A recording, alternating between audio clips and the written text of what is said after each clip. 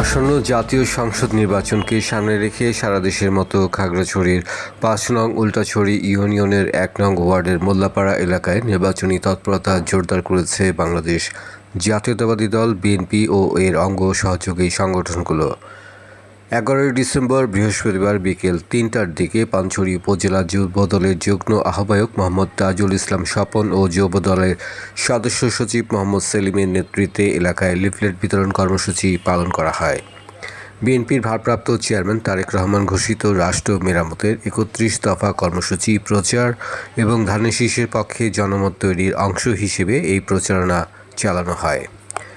খাগড়াছড়ি জেলা বিএনপি সভাপতি ও সাবেক সংসদ সদস্য ওয়াদুদ ভূঁইয়ার নির্দেশে ইউনিয়নের বিভিন্ন স্থানে এই কর্মসূচি অব্যাহত রয়েছে। লিফলেট বিতরণকালে বিপুল সংখ্যক দলীয় নেতাকর্মী অংশ নেন এবং সাধারণ মানুষের হাতে হাতে প্রচার সামগ্রী পৌঁছে দেন।